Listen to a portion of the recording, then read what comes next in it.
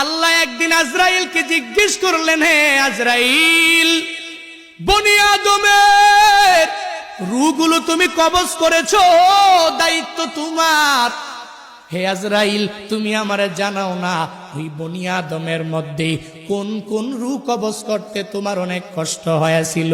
আজরাইল জানায়া দেয়, হে ও দয়ার মালিক, বনি আদমের মধ্যে দুইটা রূহ কবজ করতে আমার অনেক কষ্ট হয়েছে।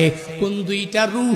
বলে এক নাম্বারে এক আল্লাহর বান্দি মহিলা, বিশাল এক সমুদ্রের মধ্যে জাহাজটা প্লাবনের মধ্যে পড়িয়া যখনই ডুবিয়া যাবে, ওই হালাতে সবাই ডুবিয়া গেল। এক প্রেগনেন্ট মহিলা, গর্ভবতী মহিলা কাঠের মধ্যে বসা, একটু পরেই এই মহিলা একটা বাচ্চা প্রসব করবে। তোমার কুদরতের কারিশমা, ওই কাঠের উপরে আল্লাহর বান্দির একটু পরে প্রসব হয়ে গেল। সন্তানটা দুনিয়ার মধ্যে ওই কাষ্ঠের উপরে যখন দুনিয়াতে আসলো, তখনই তোমার অর্ডার হয়ে গেল, হে আজরাইল, যাও এই বান্দির রূহটাকে কবজ করে তুমি নিয়ে চলে আসো।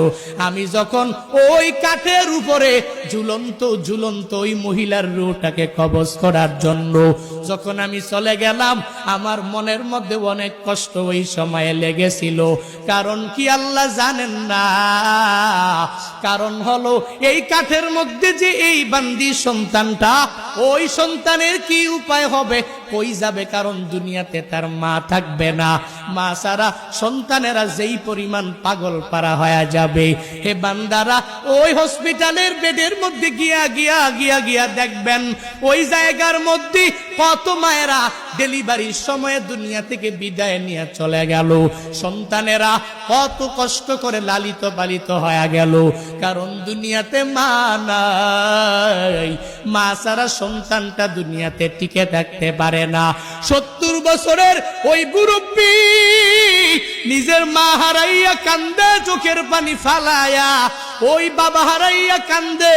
কারণ বান্দা তো জানে আমার নাতি নাতনির অভাব নাই, এই দুনিয়াতে আমার ছেলের অভাব নাই, এই দুনিয়াতে আমি সব কিছু দুনিয়াতে পাইয়া গেলাম, এখন আমার কোনো কিছুর অভাব নাই।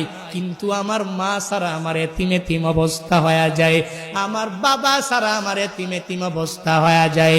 সন্তানটা বড় হয়ে গেল, এরপরেও মা ছাড়া চলতে পারে না। মা যার নাই, মনে হয় ঘরের মধ্যে কোনো একটা নাই। যার বাবা নাই, ওই বান্দা পূর্ণাঙ্গ ভাবে বলতে পারে, মনে হয় ঘরের মধ্যে টাকা আছে, সন্তানেরা আছে, বউ আছে, স্ত্রী আছে, পুত্রবধূ আছে, বাবা নাই, মানে ঘরের মধ্যে কোনো একটা মানিক নাই। ওই যে মহিলাটা বাচ্চা প্রসব করলো, আজরাইল বলে, আল্লাহ, ওই মহিলার রূহটাকে কবজ করে আমি যখনই নিয়ে আসবো,